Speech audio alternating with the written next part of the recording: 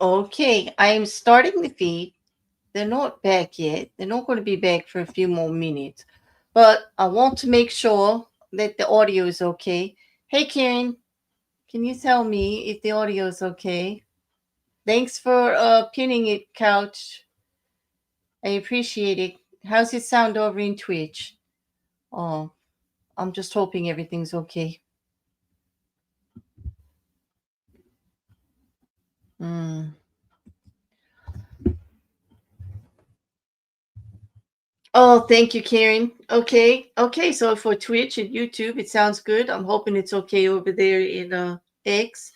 All right. So those of you that are coming in, if you see me mute, it's because I came back to make sure we don't miss anything because she did say they would be back. But of course, I know they're going to be late because they wait so long. I suspect she won't even be back until 2 o'clock, and that the jury just got an extra long lunch. Because I mean, she said quarter of, but I don't think so. Well, if you see me muted, don't panic. I'm in the middle of taking care of things for the dog, but I didn't want you to miss anything. I didn't want to miss with trying to catch up on the stream and all that other stuff. So we've got our fan going. We got a few people in the chat. Um, but I may have to pop in and out. I don't know if you see the mute button, but what I do is I have a little white bear that's muted. If I have to mute, I'll post the bear in the chat if I have to go take care of the dog because I don't want to be going through the house and through the doors and everything and with the dog, and it's too much. Like, yeah, I don't want you guys to pick all that stuff up. Plus, I don't use this a headset mic. I use a stationary mic. So, like, you're gonna pick up a lot of room sounds, but you're not really gonna pick up me if I take you with me. Like, you're just gonna hear all this like background stuff.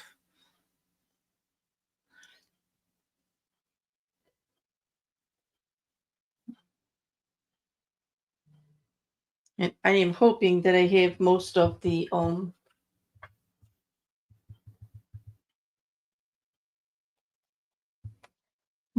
audio stuff addressed with anyway. We can only hope, right? We'll see how the rest of the day goes.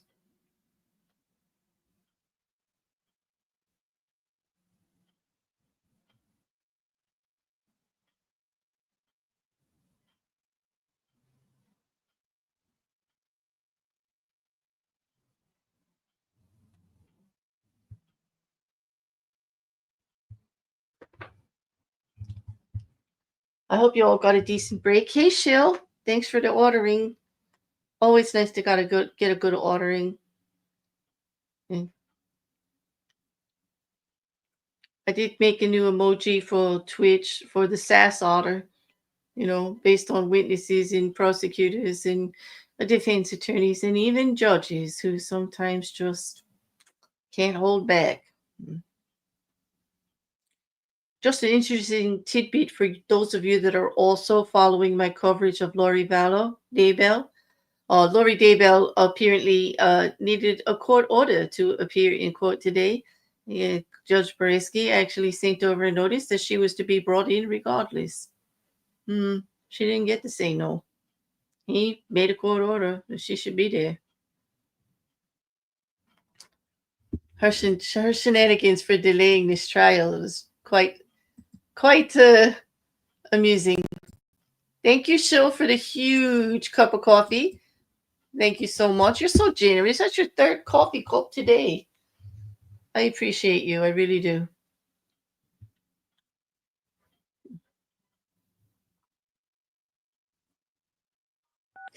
You are unmuted. Oh my, they're back. It's not 2 o'clock.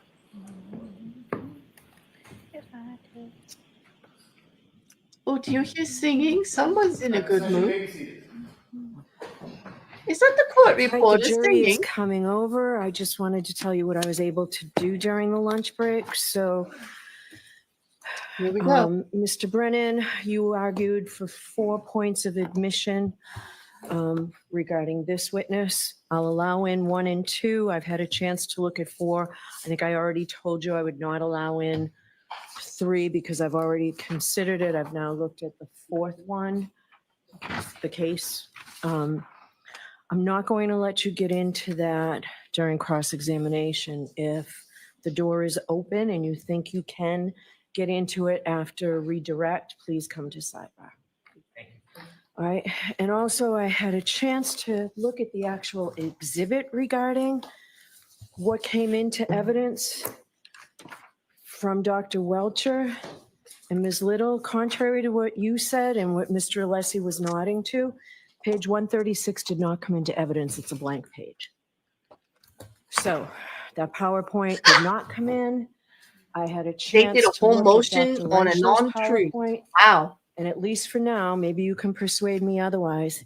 Any text that has hearsay on it that you say will help assist the jury, what I want to say is I think we have to give the jury some credit here, okay? They have been listening to this case intently for weeks. I don't find that anything that you've recommended here comes in to assist the jury is necessary to assist the jury. So before Dr. Rentschler testifies, those slides that were objected to that have text are out. Mm. No, not right now. You can look at it, yes. You can look at it while we're bringing the jury in.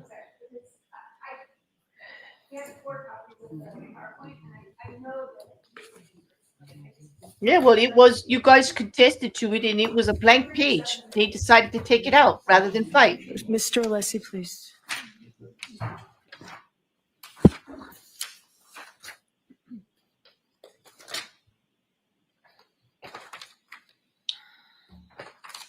Thank you. Cheryl. 136, 137, and 138 are all blacked out.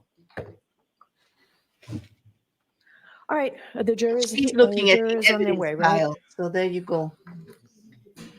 And I think that's she's a bit annoyed that they're actually motioning on untruths there. Like she has to double check everything they say. The defense is really frustrating. And now she has to check everything the prosecution does too. He's been caught a couple of times. I mean, I like Hank Brennan, but like that was just that thing with the sweatshirt was just all shades of wrong. I'm still not sure whether it was intentional or not. If he actually meant it, I would like to think he didn't. And he did take accountability, and that counts for something.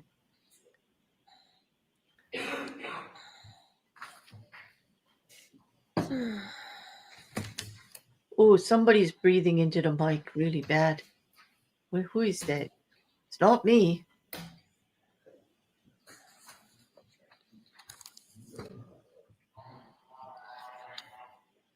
Is it Dr. Lopper? Oh, she's still sitting at the stand. So, yes, it's her. It's the witness still. She's still on the stand.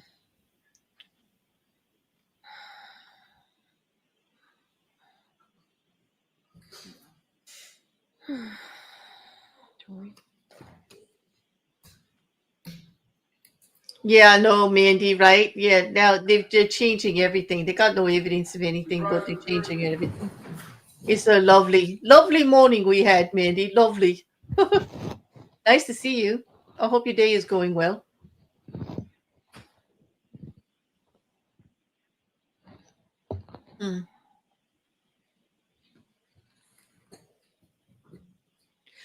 Exactly, Rocket Couch. I wish push to talk was actually an option for court because, man, I've been accused of breathing too heavy in the mic. It's not me. I'm not even that close to my mic. I purposely don't because I don't like popping sounds with the mouth and all of it like that. I stay away. Oh, Right, Mr. Brennan, whenever, I'm sorry.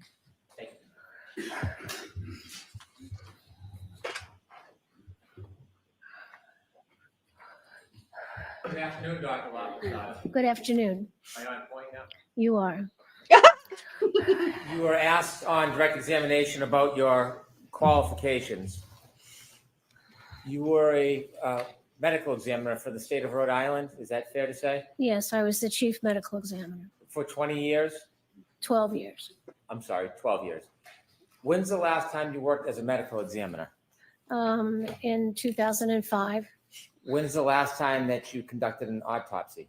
I've done probably a handful of autopsies, private autopsies in my consulting practice. Since 2005? Correct. When do you think the last time you did one is? Maybe 4 years ago, four or 5 years ago. 4 or 5 years ago? Yes. Okay. Since you left the medical examiner's office, have you had any specialized training in brain injuries? It's all part of keeping up with the medical literature and knowing the forensic pathology literature, reading medical literature. So it's a continuing endeavor to keep yourself educated with medical updates. Since you left the medical examiner's office, have you had any specialized training in brain injuries? I've not gone to a course on brain injuries. Since you left the medical examiner's office, have you taught any students on brain injuries? Yes. Have you given any classes or seminars on brain injuries? Yes, I have. In coup counter coup, how many times have you experienced that as a medical examiner, that condition? Well, I myself haven't experienced it, which was good. But in cases, hundreds of cases, it's a common injury. You said you did differential diagnosis. That is to exhaust any potential bias you have, correct? Well, a differential diagnosis is to think, how many ways can you get this finding? And it does help prevent bias. Did you say on direct examination, part of the benefit of differential diagnosis is to make sure that you don't have a bias? Yes, yes.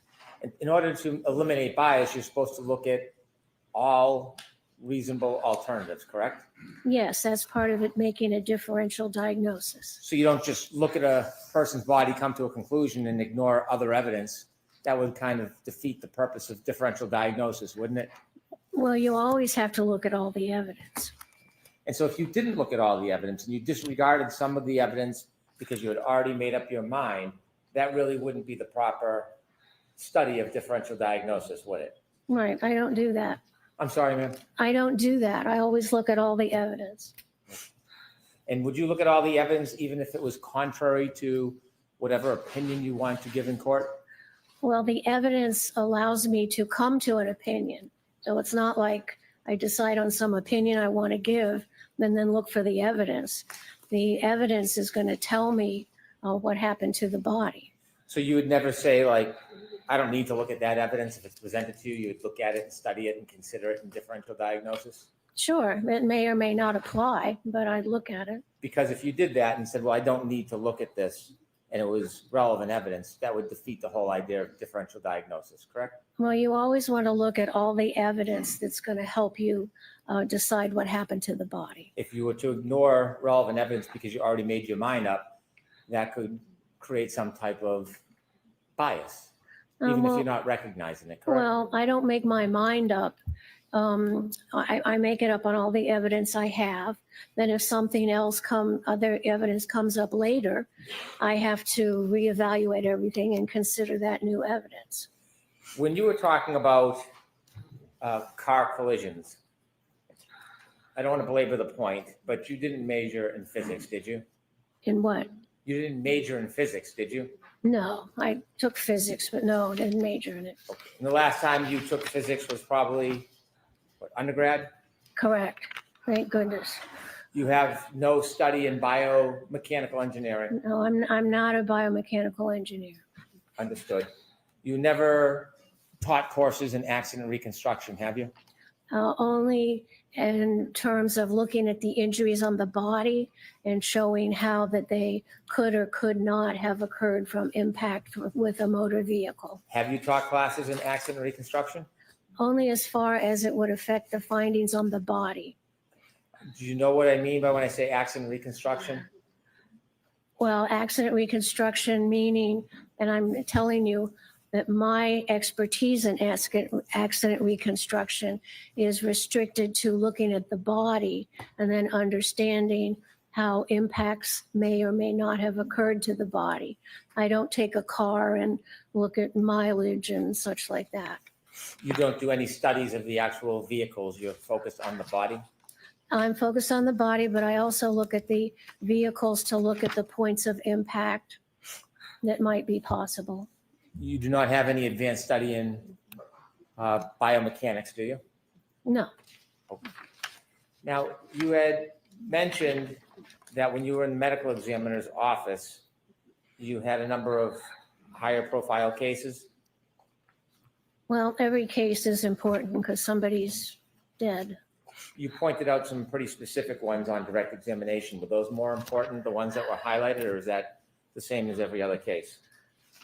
I don't know what you're talking about. Well, you had mentioned the Egypt airline crash, station nightclub fire. Those were highlighted or pronounced on direct examination. Are they equally important as every other case? Oh, absolutely. Every person is my patient. You talked about some of your commendations. The station nightclub fire, you received quite a bit of criticism on that, didn't you? Well, there was a flurry of negative press without any basis. You had mentioned that a doctor, a medical examiner, should have gone out to the scene to look at the area where John O'Keefe was found to make observations. Did you suggest that in any way on direct examination? You have to know what the scene looks like, and usually that is documented in police reports and in police photographs who document the scene. The station nightclub fire, that had numerous victims, didn't it? Yes, 100. And you received criticism because you were repeatedly requested by emergency responders and police officials to come to the scene, and you refused? That's incorrect. First of Okay. all, nobody called me to come to the scene, and medical examiners are not first responders. As soon as I got a call that there was that fire in the nightclub, my investigator went right to the scene, and I was in constant communication with him throughout the early morning hours of that horrible accident. And I went into the medical examiner's office because I had to start getting ready to run our office 24 hours a day to not only take care of the poor individuals who expired in the nightclub fire, but also the regular work of the medical examiners. So there was no need for me to go to the scene because I had my investigator there, and my job would be at the office to get things all set up to handle the influx of deceased. Did you receive criticism that over 17 hours, there was an effort to have you come to the scene, but you refused? There was, I'm going to allow it in a different. yeah, that's incorrect. Hold on, Dr. Oh, I'm sorry. Oh, no, I didn't mean to scare you. Just- Oh. Okay. Hold on for a second. Okay. Asking differently, Mr. Brennan, please. Did you receive criticism that officials? I'm going to allow it based on the ending, pursuant to the ending. Let's get it. Did you receive criticism that for over 17 hours, officials were asking you to come to the scene and you refused?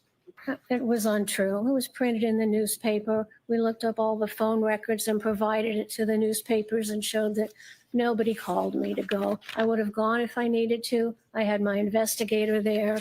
It was just bullshit. No, it was erroneous stuff.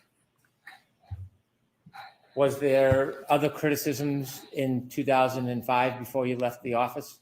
No, there was a flurry of stuff in the papers. There were union issues, new director of health, new governor. So yeah, there was a little flurry of stuff, which was not substantive. So you inevitably did resign in 2005. Yes, because my budget was going to be cut, and I knew that if I had to get rid of a medical examiner, we couldn't do a good job for the state, and I'd done it. I'd been chief for 12 years. I'd been on call 24 hours a day for 12 years, which was an honor, really. But then if I couldn't do a good job, if we cut the budget, I had to get rid of a medical examiner. I couldn't serve the people of Rhode Island well, so I resigned. Did you resign shortly after the audits and criticism? No. Same year? Oh, I don't even remember. After you resigned, you opened your own company? Yes, I started an independent consulting practice. How much of your business is consulting? It's a consulting practice. Yep. How much of your business, how much of your income is consulting? 100%. It's consulting. Do you consult in both criminal and civil cases? Yes, I do. What percentage of cases are criminal cases? It's maybe half and half. Half criminal, half civil? I don't keep track of it in that way, but that would be a guess. I'm sorry, I didn't hear you. I don't keep track of numbers of civil or criminal cases that I'm consulted in. If I had to give an estimate, it would be half and half. I've worked on over 1,000 cases in my private company. And fair to say you get compensated for your time. Yes, I get paid for my time. Dr. Lopasata, you had mentioned that there were some scratches that you had taken a look at on Mr. O'Keefe's body. If we could have Exhibit 165, please.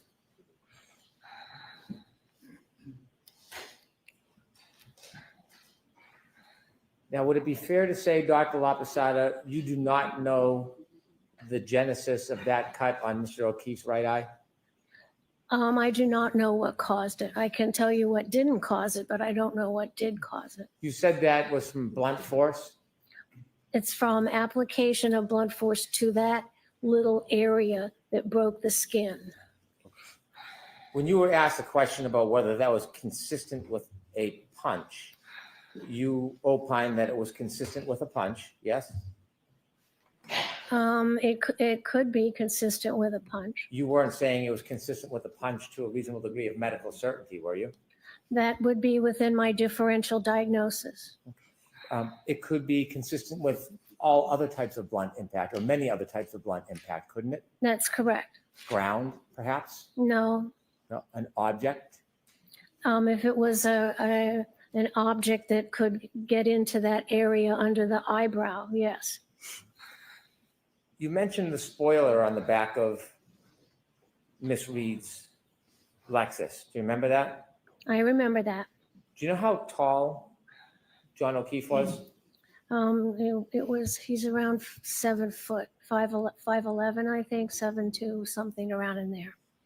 No, he's more closer to 6'1". Does that make sense? Sure. Okay. 5'11" or 7'2"?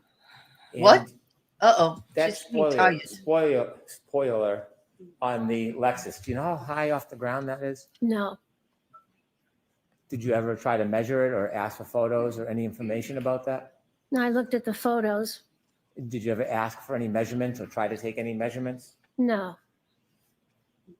Could I have Exhibit 166, please?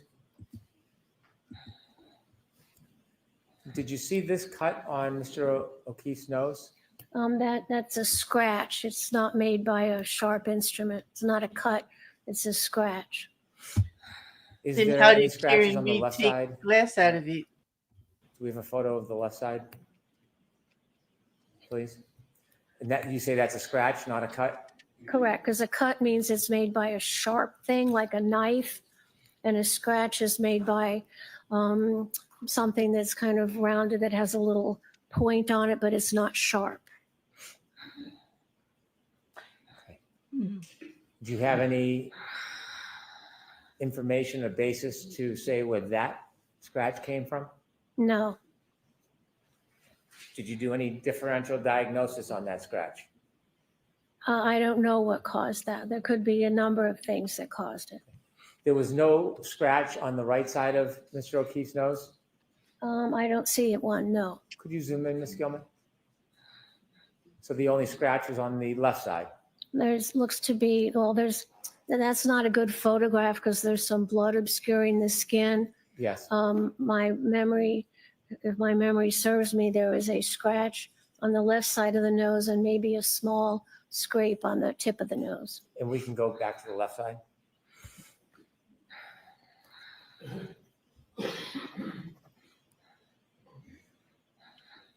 And you said that could not have been caused by a sharp object?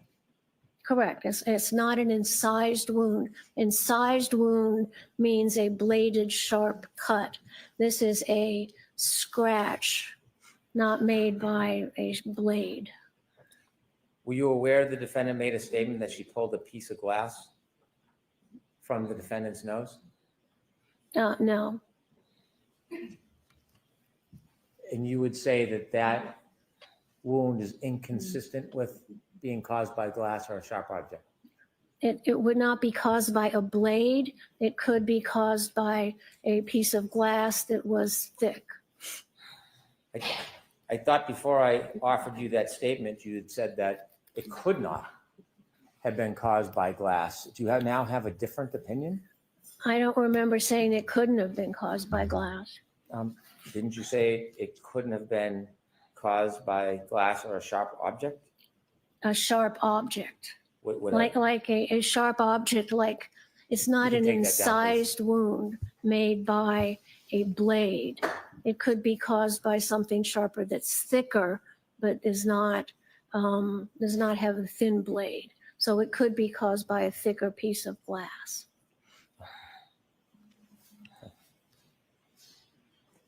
If somebody is deceased, does any blood pressure from their heart still move in their body? No, they're dead. If somebody removed a sharp object like glass from somebody's face, would they spurt blood if they've died? If you're dead, there's no blood pressure. So if you're dead and you remove something, there may be some superficial blood, but it's not going to have blood flow because your heart's not pumping blood out of the cut ends of the blood vessels. So it's not going to spurt if you pull something out of a person's skin if they've passed. You wouldn't get a spurt of blood from arterial pressure. I just want to ask you a very few questions about hypothermia. Sure. You mentioned that Mr. O'Keefe's body temperature at the hospital was 80 degrees. Yes. And there's different ways to take somebody's or body's temperature, isn't there? Yeah, that was a rectal temperature, so that's a good representation of the body temperature. Is the variance between a common practice of taking temperature and by somebody's mouth and rectal, is it about a 3 or 4 degrees difference, or do you have a different experience? It can be different. A rectal temperature gives you a better internal body temperature. The oral temperature, if you're breathing in or if you just had something cold in your mouth, may not register a proper temperature. So the rectal temperature is the preferred temperature to for a medical diagnosis. 98.6 is an important temperature, isn't it? Yeah, it's our usual normal body temperature. And so is there a standard? Is 95 degrees considered hypothermic?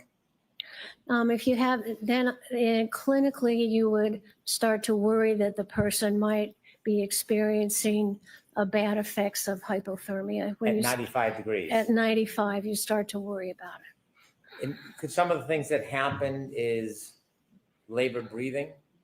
Is what? Labored breathing? What about labored breathing? Well, if someone is hypothermic, if they're 95 degrees, does it affect their breathing patterns? Not especially. Okay. Does it affect the way their respiratory system works? No. Does it have any effects on the human body if you're hypothermic at 95 degrees? No. You're still okay. If that temperature continues to decline, it starts to become dangerous, doesn't it? It can. Mr. O'Keefe was evaluated, and at the hospital, his body temperature from a rectal reading was 80 degrees at about, 6:37? Correct. Did you know that before he got to the hospital, first responders had him in an ambulance? Of course. Did you know they turned the heat up and put blankets on him and tried to provide warmth to him before he got to the hospital? Yes, that would be standard practice. And that standard practice would usually add temperature to the person, wouldn't it? Well, it might. So it's possible it could, but it might not. It usually doesn't add that much. I see. And so inevitably, at 6:37, Mr. O'Keefe's body was 80 degrees. Yes, when he got to the hospital, his rectal temperature was 80 degrees. And so that is a drop from the standard or what's expected of 98.6 degrees. That's a drop of at least 18.6 degrees. Yes. You mentioned that Mr. O'Keefe, after suffering his head injury, would not have moved other than twitching. Correct. No purposeful movement. Were you aware that he had an iPhone with healthcare data on it? No. If there's no movement, assume for a second there's no movement of Mr. O'Keefe after 12/32/16, and he's found a little after 6 a.m. in the morning. That's about 5 hours or 5.5 hours, correct? About. And if somebody is in the cold for 5.5 hours, that's consistent with dropping from 98.6 degrees to 80 degrees in body temperature, isn't it? If the person is dead, yes. If a person is outside in the cold and still alive, will their body temperature decrease? If they can, people can die of hypothermia, but that's not the case here. Not the ultimate death, but if somebody's outside and they're alive and they're lying in the snow and it's below freezing, will they lose body temperature? They will, especially if they're not bundled up well. And body temperature can drop from 2.5 to 4 degrees an hour? In a dead body. Okay. In a living person, it can drop 1.5 degrees. No. A dead body at room temperature will usually lose body temperature at like 1.5 degrees an hour. If a dead body is in a cold environment covered with snow and avalanche environments, the dead body can cool at 4 degrees per hour. And so a person who is in cold conditions, starting to be covered by snow, less than freezing, they can lose body temperature when they're living, can't they? If you're sure, you can. People die of hypothermia, but that's not the case here. Well, someone could be alive, lose body temperature, and not die. That can happen, can't it? Yeah. Right. So if someone is in the cold, let's assume they're not dead for a second. All They're in the right. snow, below freezing, not moving. Can that person lose body temperature if they're still alive? Sure. They just lie there. They can become hypothermic and die. Even before they become hypothermic, can they lose body temperature?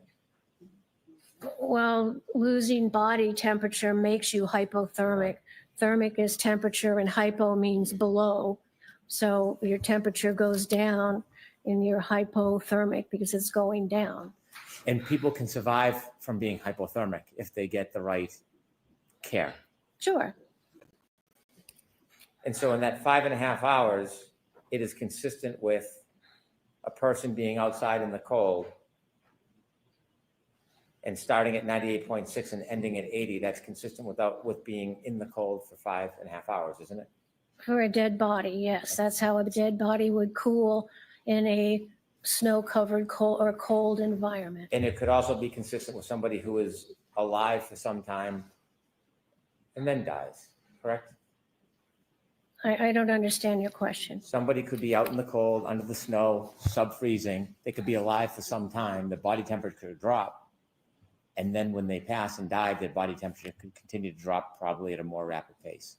That still fits within No. 5.5 hours, doesn't it, Dr. Lopasata? No. Because if someone can drop 4 degrees of body temperature in an hour, A dead body. yes, it would only take about a little over 4 hours if it was at 4 degrees to go from 98.6 to 80. Yes? Correct, yes. So he was exposed to that cold environment for 4 to 5 hours. If somebody was alive for a couple of hours, it's a lower rate, say they'd lose 3 degrees. And then after that couple hours, they lose body temperature at 4 degrees. That would still fit and be consistent with a drop from 98.6 to 30 degrees, No. to 80 degrees, wouldn't it? No, you were saying a dead body cools in a cold environment at maybe 3 to 4 degrees an hour. And that has nothing to do with a living body and how long they can stay at a body temperature. Do you disagree that somebody could be alive, lose body temperature out in the cold, freezing temperature below 32? They could lose body temperature at a certain rate, then pass, die, and then continue to lose body temperature. Is that possible? Anything's possible. It's just what's important is what happened in this case. I'm asking for your medical opinion, though, rather than to be an advocate. As far as your medical opinion, So sustained, and I'll strike that. as far as Dr. your Lopasata, Yes. could you listen to the question, please? Of course, thank you, Your Honor. as far as your medical experience, could somebody be alive outside in the cold below 32 degrees, not moving, covered by snow, still alive, and lose body temperature? Sure, And then could they, after an hour, 2 hours, could they then die and continue to lose more body temperature? sure.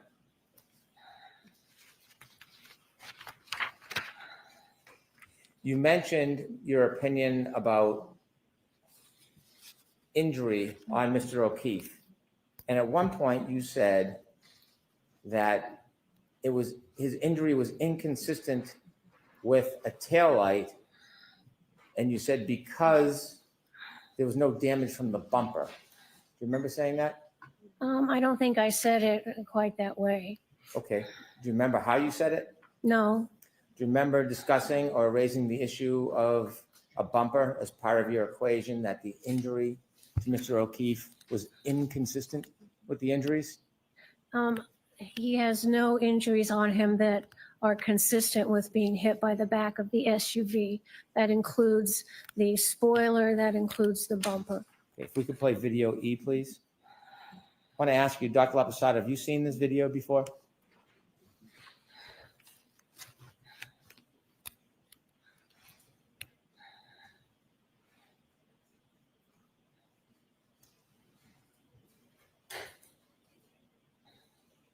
No,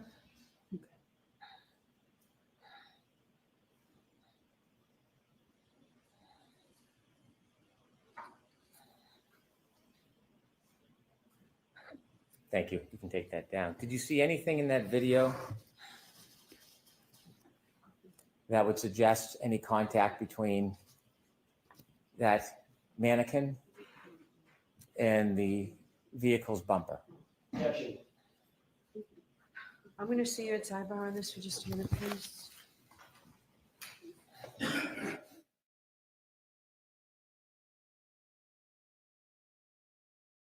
Oh boy, here we go.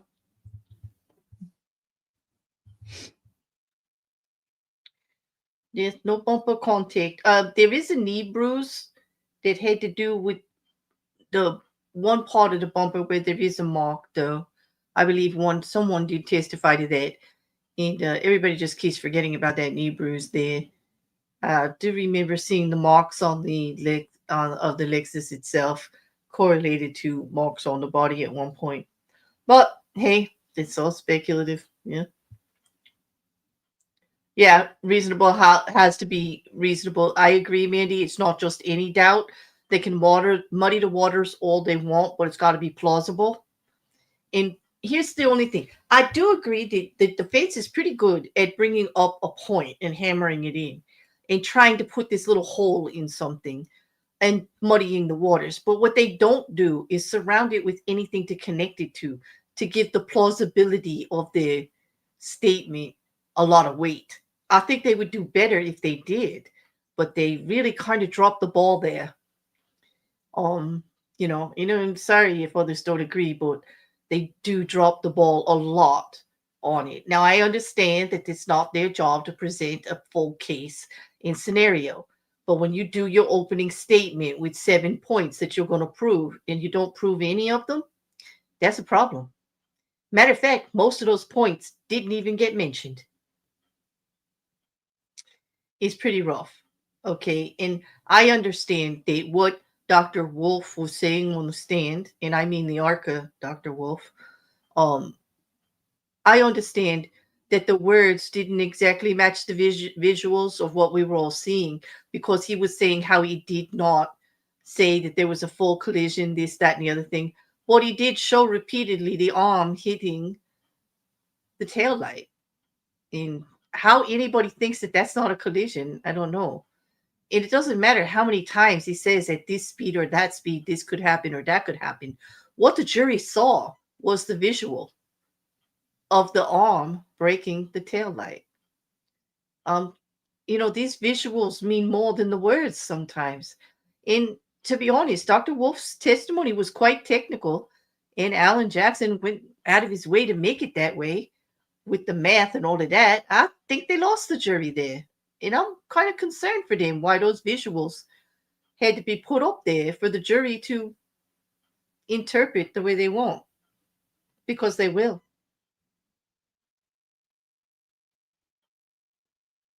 I agree, Colin. Nobody knows what actually happened in the prosecution case. Well, I don't think it's all Hockham, but no one does, because there is no witness, just like most hit and runs. There's no witness.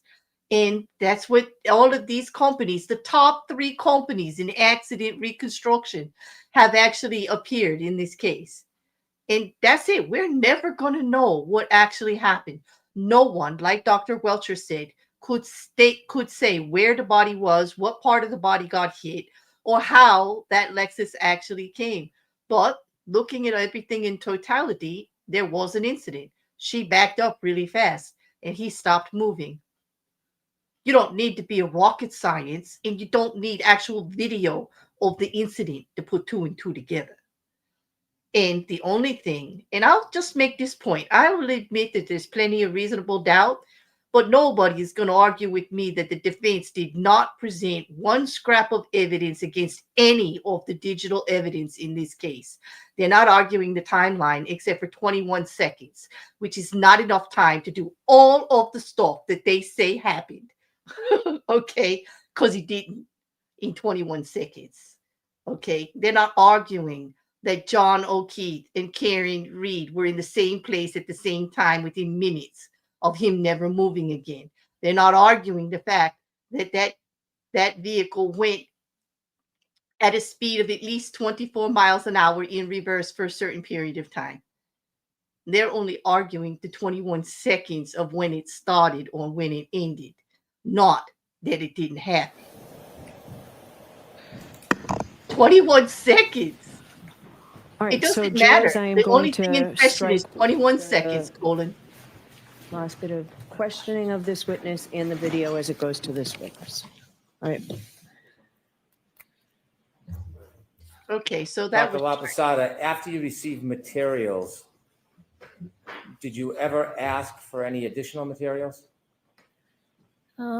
Let's see, I always make sure I have all the scene investigation, autopsy, medical records, police and witness investigate and witness statements. So I felt I had a pretty complete database.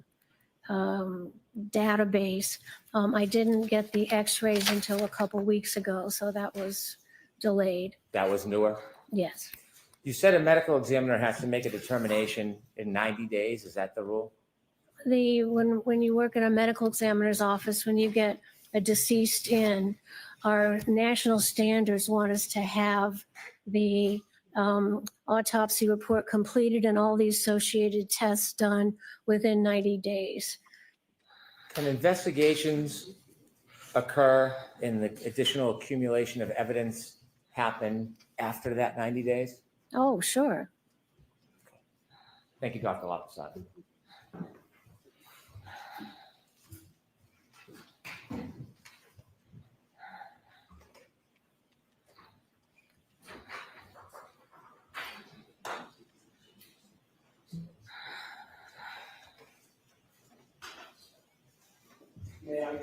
Yes.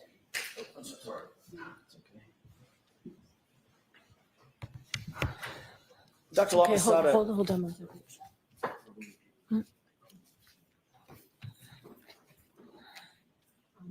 Jurors, when I strike something, that means disregard it. And what I've struck through this witness, the video that you just saw and some of the testimony means that if it's in evidence, it's in evidence, but it is not part of your consideration with this witness. Okay. All right, go ahead, Mr. Jackson. may I proceed? Thank you. Dr. Lopasata, you were just asked a series of questions about body cooling, correct? Yes. Does a body, as it's cooling, does it know if it's indoors or outdoors? No. If there's a very cold environment, be it indoor or outdoor environment, would it still cool? Oh, absolutely. And it would cool at the rates that you earlier described? Yes, Even if indoors, if that indoors was cold. absolutely.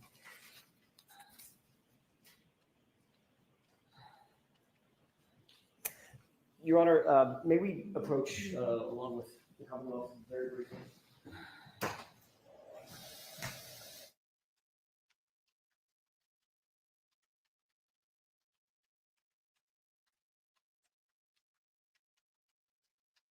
Okay. I have no idea of the number of sidebars here. I don't, because I was making sure that everything was going in the other one. I have no idea. I would think that we're up to approximately 7 or 8 by now. There were quite a few in the morning. It would be a shame if today is the day we actually meet the bar or over the bar of 13 and we have no idea. Anyway, there's going to be another witness. Dr. Rentschler is going to, from ARCCA, is going to testify. So the defense is wrapping up their case after that witness, from what I've seen. They could surprise us. I mean, they may have more.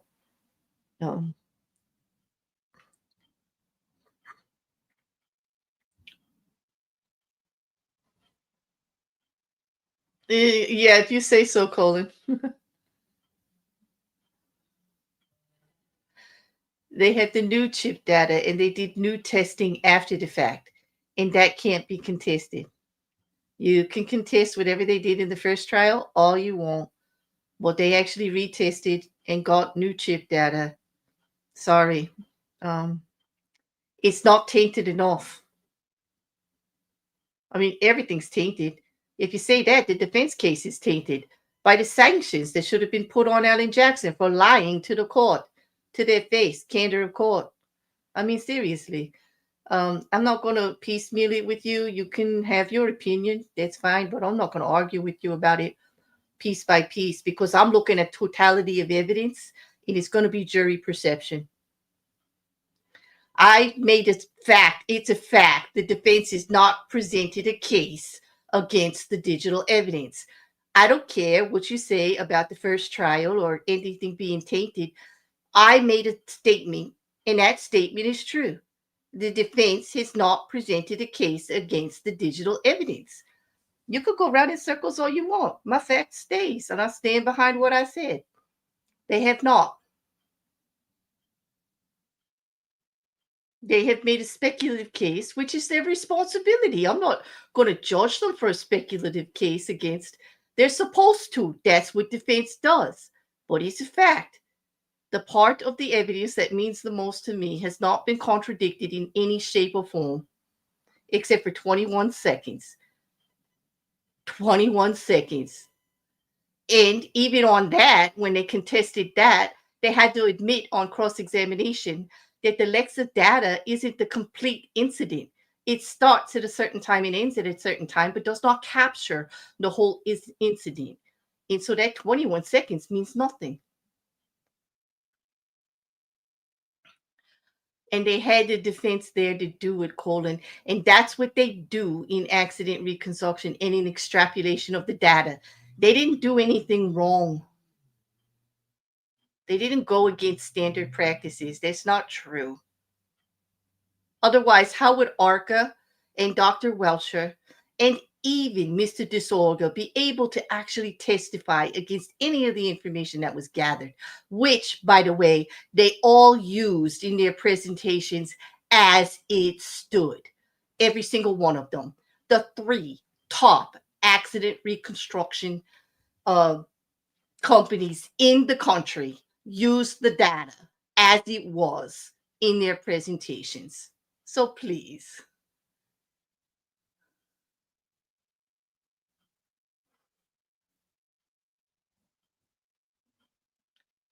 There aren't bad practice in the data collection. Otherwise, I'm arguing against what you're saying about bad practices in data collection.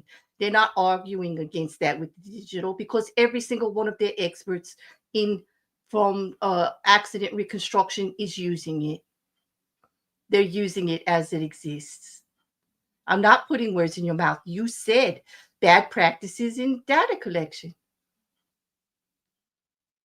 I'm not trying to argue with you at all. I'm just saying what I said was a fact, and I'm not going to go back on it. And I'm not fighting. It's true. They have not gone against that timeline. They haven't. I am sticking to the evidence. There is no bad practice in data collection in my eyes when all of the experts are using the data. All of them. Where did they argue bad practices in data collection? If they're all using that timeline, they're all using that data.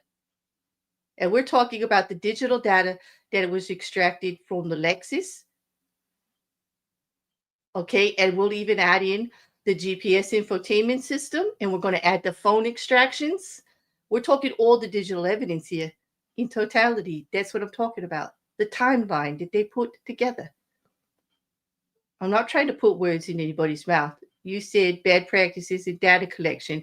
I don't agree, since they all used the same extrapolations. How can they call it bad practice when they're all using it? All of the top 3 companies in the country used it.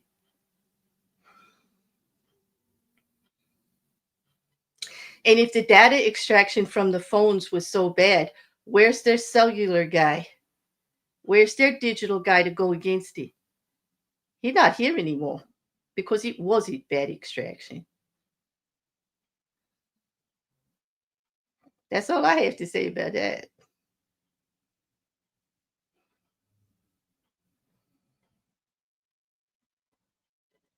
Liam, he did admit that with the megabits and the megabytes that he had made, made an error. You're talking about the Burgess, right? He did say that the report was faulty that way, and that had to be corrected, and he did correct it. Hey, accountability is one thing. I'm not saying that any of the evidence is perfect. I'm saying far from it. I've said from the start that this case is a hell of a mess. There is actual problems all over this case. But when you look at the totality of evidence, Karen Reed did it. Sorry, not sorry.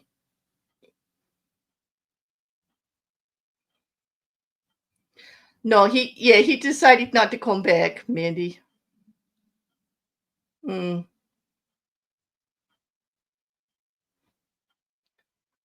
But it's I've said from the beginning it was going to be an actual trial about experts versus experts. That's how it is. And each side pays for their experts. I'm sticking to the evidence the best that I can. I see no evidence that I'll stick to the evidence. Where's the evidence that John O'Keefe was in that house? Alan Jackson said in his opening statements that he had witnesses. Where are they? I never saw anybody take the stand to say so. Where are they?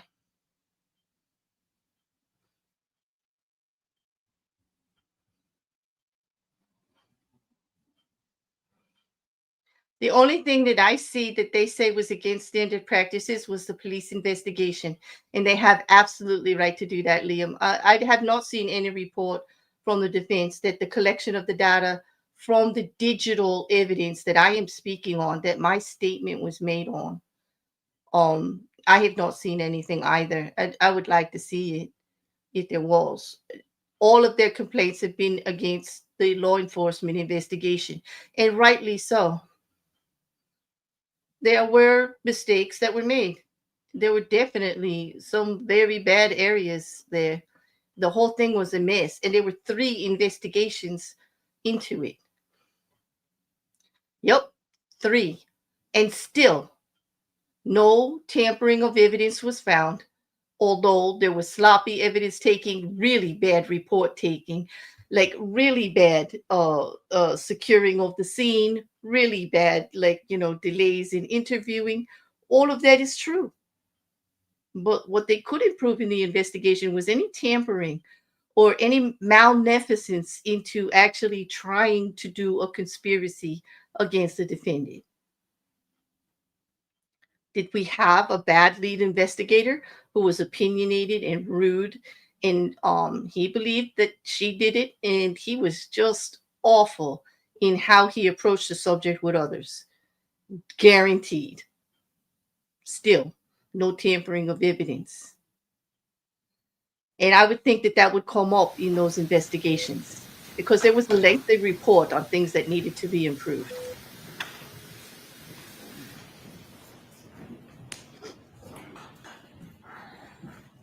May I?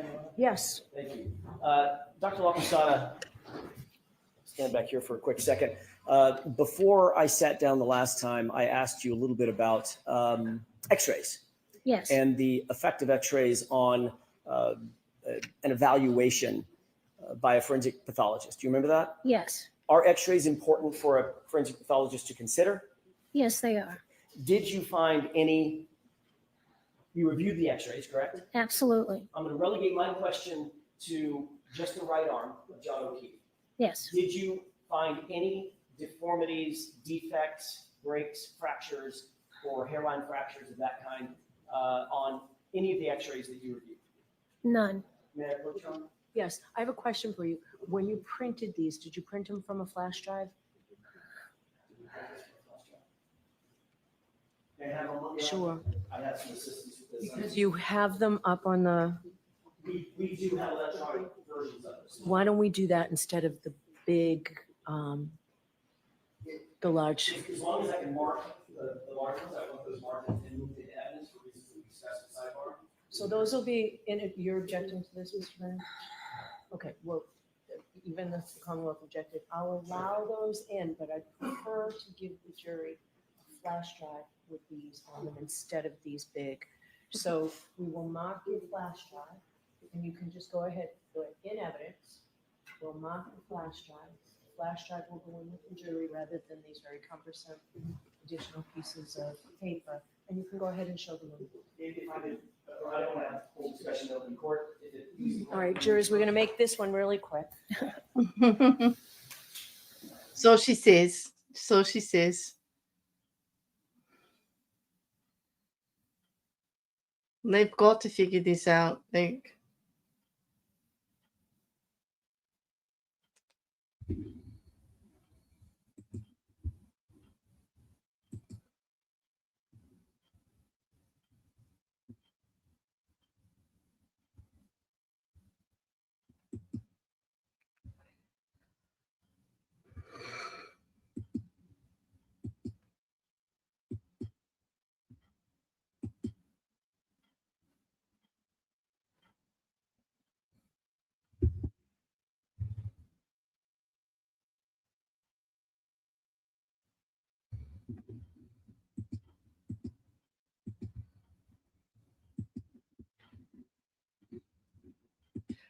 Oh boy.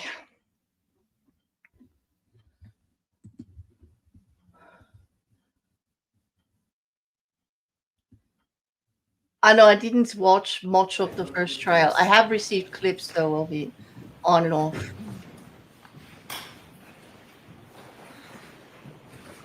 Thank you so much. Mm-hmm. Exactly. I agree, Couch. There's no problem with it. I'll show these to you and then I'll put them on an overhead.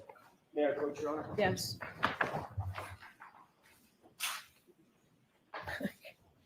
Do you recognize this document?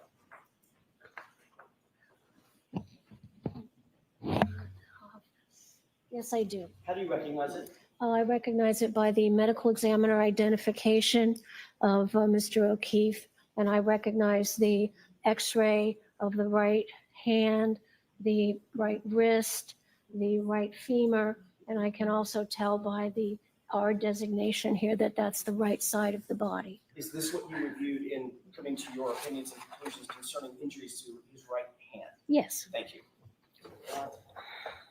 So these now will mark whatever the next exhibit in A, B, and C. A, B, and C, yes, Your Honor. HHH is now 229A.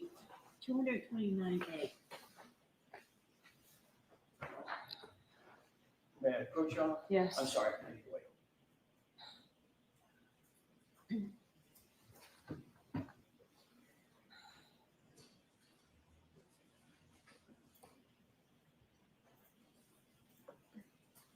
approach? Yes. Dr. Kuhl, sister, Sure. do you recognize this document? Yes, this is a X-ray of the body of Mr. O'Keefe from the medical examiner's office. The R indicates the right side, and we see here the two bones of the arm. There's no injury to them. We see the pelvis bone. There's no injury to that bone. They're perfectly normal, and there's no abnormal soft tissue swelling. It's a normal right arm. Thank you. I may have this marked as next to order. That may obviate the need to put it up, right? It could.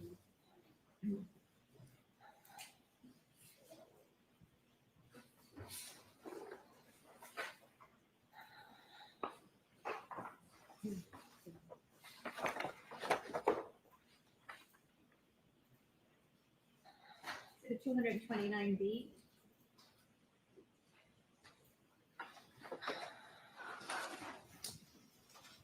May I? Yes. Thank you. Doctor, do you recognize this document? Yes, this is another X-ray at the medical examiner's office of Mr. O'Keefe. And again, it shows the right side. We see some of the ribs there. We see the shoulder and the humerus, the upper arm bone. And the upper arm bone is totally normal. There's no soft tissue swelling around it. There's no breakage or microfractures. Thank you, doctor. With the court's permission, next in order, sub C is in Charlie. Yes.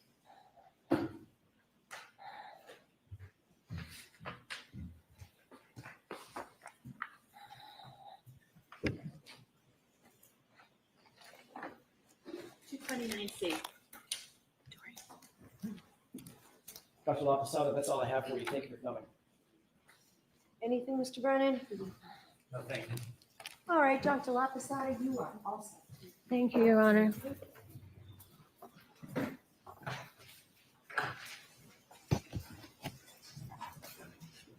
Being it's only a little before 3, I hope we're going to get the other ARCCA witness now.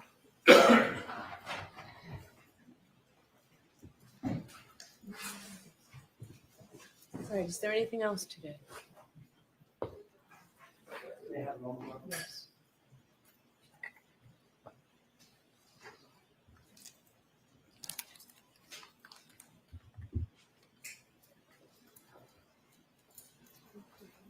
Your Honor, may we approach? Okay, jurors, feel free to stand up and stretch. I think we got pretty close to 13 with these sidebars today. I have no idea what the real number is, but it just feels like it. It seems like every time we turned around, there was a little one. Especially when in the morning when we were just like going fast through them, like to get caught up because we started late. Hmm.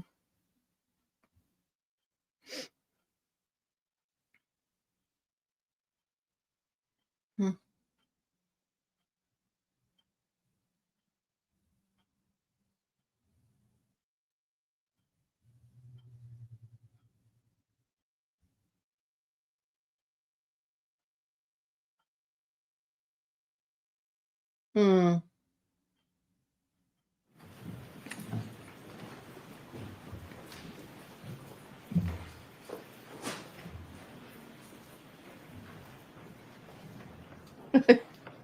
Your Honor, with the court's permission, I would ask the court to invite Dr. Rentschler to join us. Okay.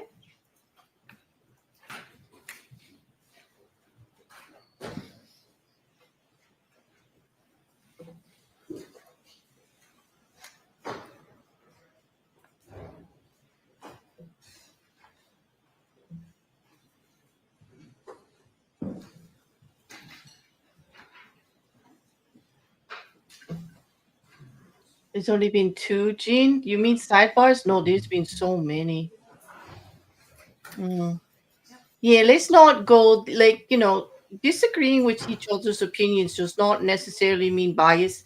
Everybody's looking at the evidence. We don't have to call names and we don't have to be rude. There's no need for any of that. I mean, just talking about the evidence doesn't mean you're against the person. There's no need to get personal about any of it. We're going to do the ARCCA second witness now. This should be really interesting All testimony. right, Mr. Jackson, whenever you're ready. Thank you, Your Honor. Sir, could you please, pull that to you. You're a little on the tall side. Pull that to you right up under your chin if you can. And in a nice, clear voice, tell the jurors your name and spell your last name for us, please. Dr. Andrew John Rentschler, Rentschler. Sir, what do you do for a living? I'm a biomechanist, a biomechanical engineer, and an accident reconstructionist. Where do you work? I work for a company called ARCCA LLC. Tell us a little bit about ARCCA. What is ARCCA? ARCCA is an engineering consulting firm. So we do litigation type work, both civil and criminal, where we look at, for instance, I do biomechanics. So I look at injury causation in different types of events, motor vehicle accidents, pedestrian, automobile incidents, sports related injuries, industrial accidents. We also do accident reconstruction, as well as all types of really forensic type engineering.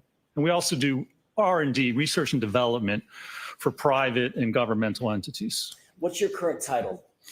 I'm a vice president and director of biomechanics for the Midwest Division. The director position that you hold, that's the official position at ARCCA? That's correct, yes, sir. How are you ARCCA's senior biomechanist? I'm one of them, yes. And how long have you held the position of director of biomechanics and human factors? It's been at least 5 years. I don't recall exactly how long. What exactly is it biomechanist or biomechanist? Biomechanist, yeah. All right, I'll get it right by the time we're finished. What is a biomechanist? What do you do? So a biomechanist really looks at the human body, and we look at the response of the human body to forces and accelerations. We apply traditional engineering, but to the human body. So a mechanical engineer, for instance, might look at a piece of steel, and you know the dimensions and size of the steel.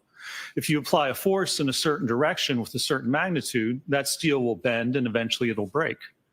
Was a biomechanist or biomechanical engineer, I do the same thing, but I look at the human body. How much force has to be applied in what direction to get a specific type of injury, whether it's a fracture of your humerus, a concussion, an vertebral disc injury. Any type of injury has what we call an injury mechanism. So we look at the response of how the body reacts to forces in different environments. Ultimately, our hope is to actually help prevent and mitigate accidents. You know, motor vehicle incidents, we look at the design of airbags and seatbelts, sporting equipment, how can we reduce concussions and injuries associated with that? So ultimately, we try to figure out how to make the environment and the world safer for people in whatever type of interaction you might have. Is that sometimes called injury causation analysis? It is. That's one aspect of it. Injury causation analysis is looking at how an injury occurs. So if someone sustains an injury, as a biomechanist, I can look at the events surrounding that incident and determine how the injury occurred. Now, how someone was positioned, how much force had to have been applied to certain parts of their body to actually produce a given injury. Why is injury causation analysis important in the broader field of biomechanics? Why do you want to know the causation of certain injuries? Well, like I just said, our main goal and interest is to really mitigate and prevent injuries from occurring. So in order to do that, you have to know how they occur. You have to know, for instance, hockey, we do a lot of work with the NHL, how certain injuries occur, cervical injuries, concussions, shoulder injuries. So if your intent is to prevent injuries in certain settings and situations, you have to study how the body reacts, how those injuries are created, and then you can determine or attempt to determine how to prevent them from occurring in different events and situations. What sort of contracts or commissions does ARCCA routinely engage in? We have a number of different contracts. We've worked in the past with the United States military. I helped design what we call the energy absorbing seat for the MRAP vehicles. Hold on 1 second, Dr. Sure. Okay. For the MRAP, which are the mine resistant ambush protected armor plated vehicles that they had over in Iraq and Afghanistan. And the issue there is that when they go over an IED, an improvised explosive device, it would blow the vehicle up off the ground. So we were seeing very severe accelerations and forces going through the vehicle, through the seat, into the soldiers' spines. And we're seeing severe spinal and head injuries as a result of that. So we worked with the military to design what we call an energy absorbing seat design. As the vehicle gets blasted up off the ground, the seat's designed to absorb that energy and that force from the blast and the movement of the vehicle and help protect the soldier's spine. We also, as I said, do a lot of work with the NHL. We work with the Department of Player Safety there, the National Hockey League. We look at the equipment, we look at helmets, trying to help prevent concussions, skate guards, how to prevent cuts and injuries due to skates. One of the big things we did was actually redesign part of the rink. It used to be at the player area. At the end of the player area was a 90-degree stanchion of plexiglass. And what was happening was players were getting checked into the boards at the player area and then slamming up against the glass. And they were sustaining head and cervical injuries. I've mentioned before, it was actually the Boston and Montreal that caused the NHL to take a look at it, the hit of Chara and Pacioretty. He sustained a concussion and a cervical fracture. So they gave us part of the rink to the Winter Classic, the outdoor contest, and we used crash test dummies, hybrid 3, 50th percentile male dummies, and threw them into different configurations of glass. And ultimately, the new design that we developed is a curved piece of spring-loaded Lexan or plexiglass. So now when the players get checked into the boards, it absorbs that impact and they glance off of it. And it's helped prevent and pretty much mitigate any type of head or neck injuries as a result of player interaction at that part of the rink. Hockey players tend to be pretty big guys, right? They do, yes. You said you used the 50 percentile hybrid 3 as a crash test dummy, an ATD, to do your work in furtherance of the NHL contractor commission, correct? That's correct. Did you need to use a hybrid 3 that was the same size as these big, tall, 6'4", 230-pound hockey players? No, not at all. Why not? There's a 95th percentile male dummy, which not many people have or use. The 50th percentile male is basically the gold standard for crash test dummies. And you're probably most familiar with it if you see automotive manufacturers and the ads on TV where they put the crash test dummy in the car and run them into walls and flip them over. Well, they use the 50th percentile for all of those tests.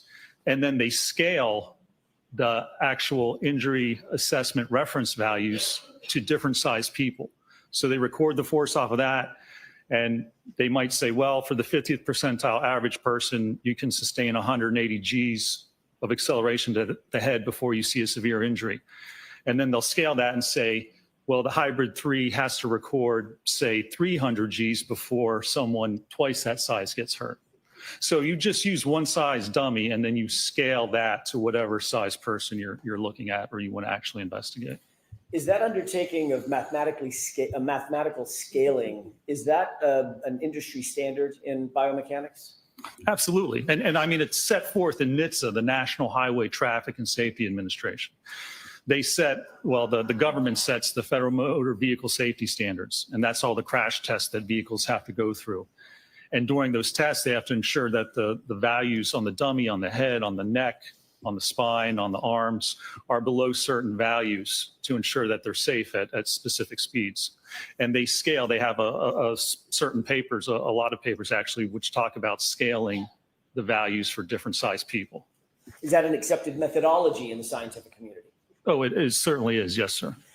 Dr. Rentschler, do you specialize in any particular research and analysis at ARCCA to evaluate the relationships between crash injuries and crash forces? I do, yes. What about kinematics? Kinematics is one of the specialties, yes, sir. Fancy word, probably nobody knows. I didn't know it before I met some of the folks involved in this case. What does kinematics mean?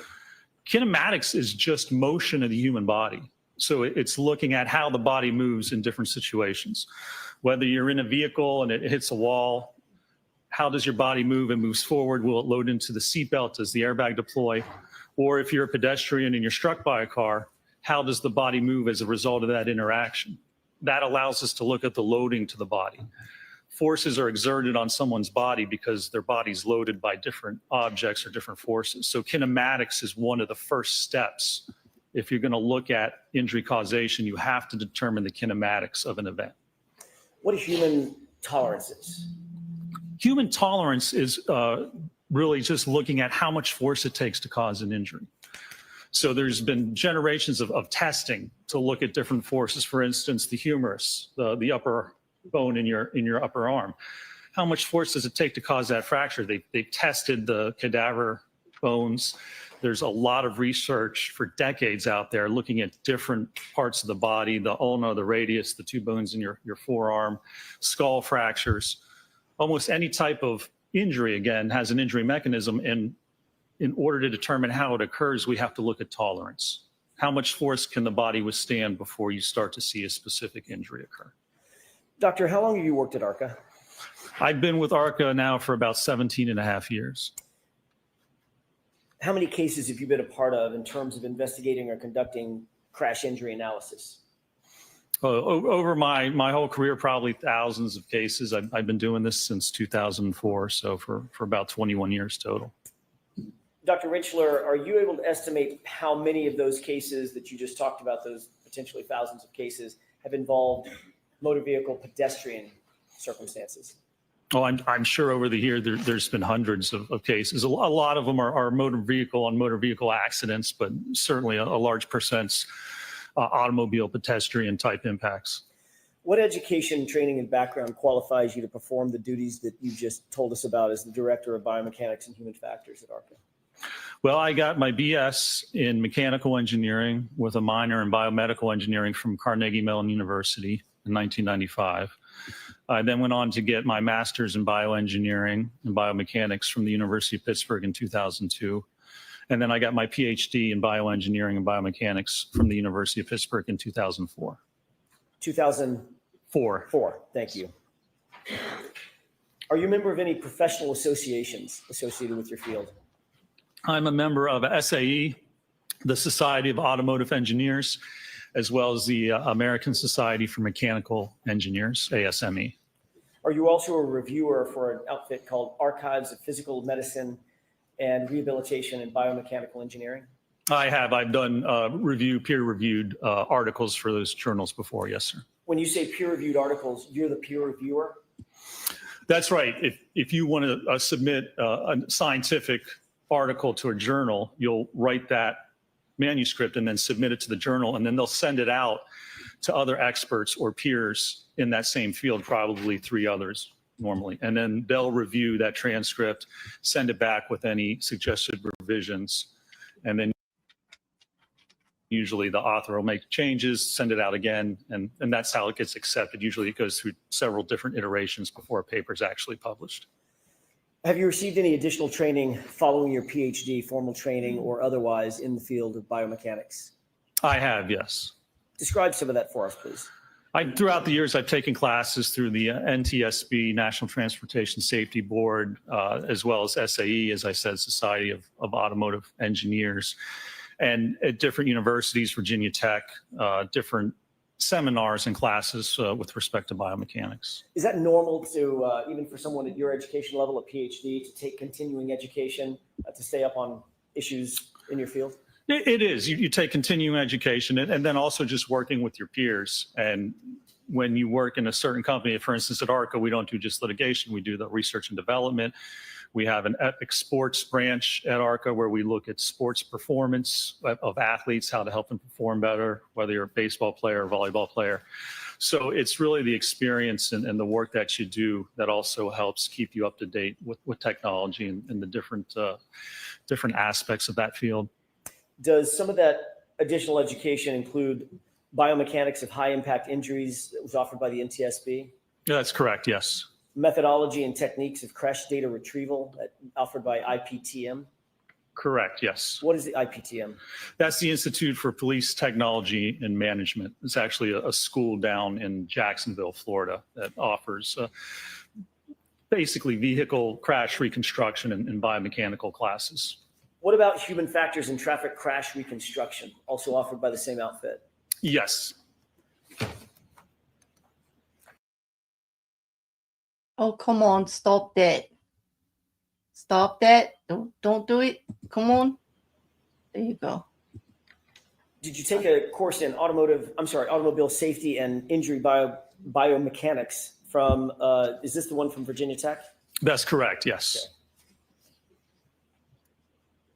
Did SAE offer a course in injuries, anatomy, biomechanics, and federal regulations? Yes, that was in Detroit, I think, where SAE is And based. you took that seminar as well. Yes, What about vehicle accident reconstruction methods offered by the SAE? I've taken that class before, yes. Linear momentum analysis offered by CAARS? That was, yes, in a class out in California. Motor vehicle accident reconstruction offered by SAE? I've taken that class as well, yes. Advanced collision investigations out of California law enforcement? Yeah, I believe that was a 2-week class I took. That's the introductory class that they give to the sheriff's department and police officers out in California. And what about the post-collision passenger vehicle inspection and seatbelt analysis offered by CARS, CAARS? I've taken that as well, yes, sir. Have you published in peer-reviewed articles and book chapters? You said you were a reviewer. Have you actually published yourself along with you and your colleagues? I have published, and that was mainly when I was in graduate school doing graduate work. I worked at the Human Engineering Research Lab. We helped people with disabilities. So we looked at people in wheelchairs, manual wheelchair users, looked at the forces acting on the arms, how to help reduce injuries, rotator cuff tears, carpal tunnel syndrome, things such as that. So I did publish primarily when I was in graduate school at the University of Pittsburgh. When you were in graduate school, approximately how many publications did you participate in, either yourself or with colleagues? Probably 10 or 12 papers, and then some abstracts, and I believe a book chapter as well. Have you been qualified in other courts to testify as an expert in the area of biomechanics and accident reconstruction? I have, yes. Approximately how many times? Oh, I've testified throughout my career probably over 150 times in both state and federal courts throughout the country. I want to talk to you for a second, Dr. Rentschler, about how you began working on this particular case that's before the bench. When were you initially retained in connection with this case? We were initially retained, I believe it was for the first trial. It was, I believe, maybe it was the fall prior to that actual trial that was last year. All right. When you were, by the way, initially, were you hired by the defense? No, we were not. Were you hired by the Commonwealth? We were not, no. Was that a separate agency that hired you? It was, yes. It wasn't an insurance company, was it? It was not, no, sir. Okay. What were you initially asked to do by this separate entity? Initially, we were kind of constrained in what we were asked to do and to review, but we were asked to evaluate whether the injuries sustained by Mr. O'Keefe were consistent with being struck by the Lexus. And who at ARCCA was assigned on the team to undertake this commission? There was myself, Dr. Dan Wolf, and I believe Mr. Scott Klein was another engineer who was involved. And did all three of you join in the analysis that ultimately ended up in a report that you authored, or the three of you authored together? We did, yes, sir. What materials did you review in furtherance of your initial consultation in this matter? Obviously, I looked at the medical records. We looked at photographs of the vehicles, information about the vehicle, photographs of the actual incident scene, various information pertaining to the Lexus itself. You know who Dr. Dan Wolf is? I do, yes. Is that the other person, the Dan Wolf, the Dr. Wolf that you just mentioned? That's correct, yes. Did you and Dr. Wolf look at basically the same set of information? You were provided the same set of information? We did, yes. We were provided a tranche of information that all three of us looked at, yes. Can you explain the difference between your area of expertise and Dr. Wolf's area of expertise? I don't want you to get into his analysis, just what area he covers. In other words, you're dealing with a Lexus and pedestrian, Mr. Cannone, correct? Correct, yes. What's the difference between the analysis that you undertook and the responsibilities of Dr. Dan Wolf? So Dr. Wolf really concentrated looking at the vehicle itself and the damage to the vehicle, the damage to the taillight, which is really the only damage we have to that vehicle.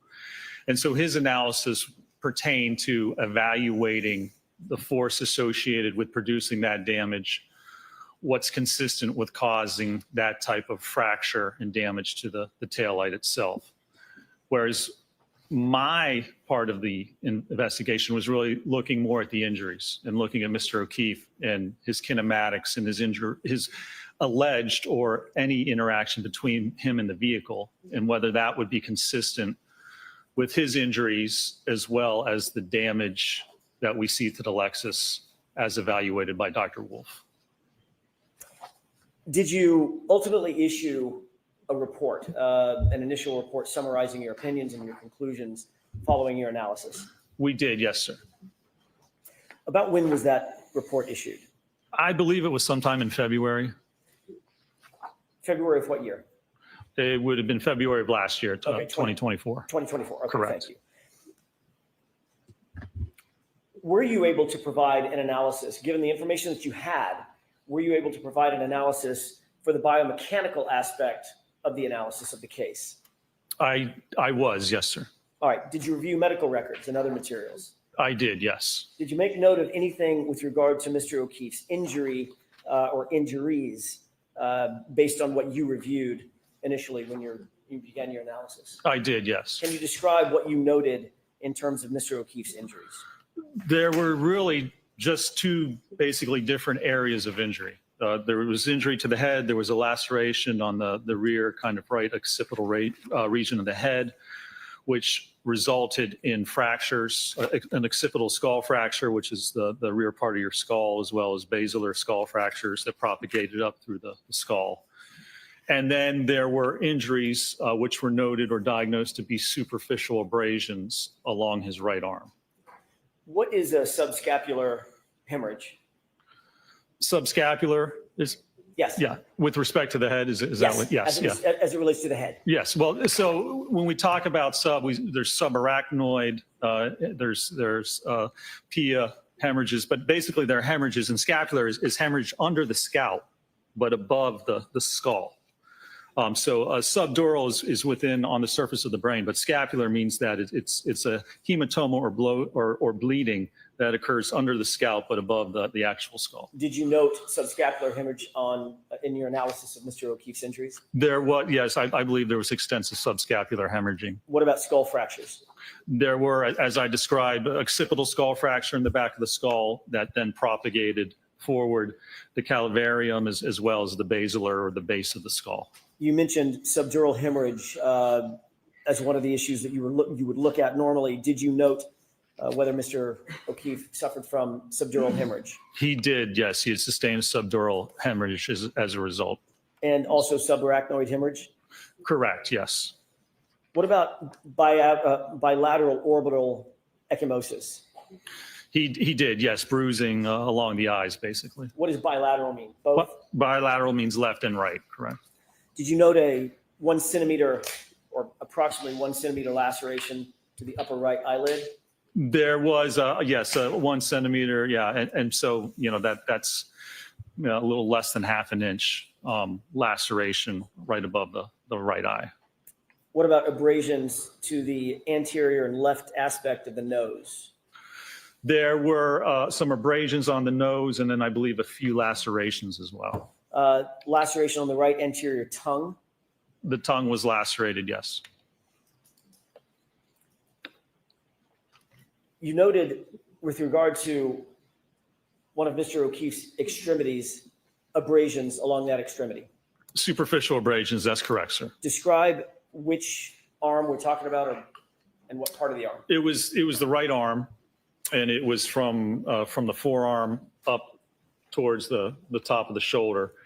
And there were various abrasions what were diagnosed as superficial abrasions along that kind of posterior aspect of the arm, the elbow, forearm, and the upper arm. When you undertake an analysis, do you use biomechanics and kinematics both to try to evaluate whether or not a specific set of injuries are consistent or inconsistent with a proposed set of facts? Or I guess I'll just leave it there, a proposed set of facts. Yeah, I mean, those are basic steps to look at how an injury occurs. I mean, first you have to identify the injury, and that's by looking at the medical records and determining what the diagnosed injuries are. And then you have to determine the kinematics and the kinetics associated with a certain event. So how did the person move? How was their body moved? Did they interact with anything? And how did that result in loading or force being applied to the body? Those are basic steps of a biomechanical injury causation analysis. How did you go about undertaking those steps in this particular case? So in this particular case, we looked at how those injuries are actually produced or created. So occipital skull fracture, you need a sufficient force.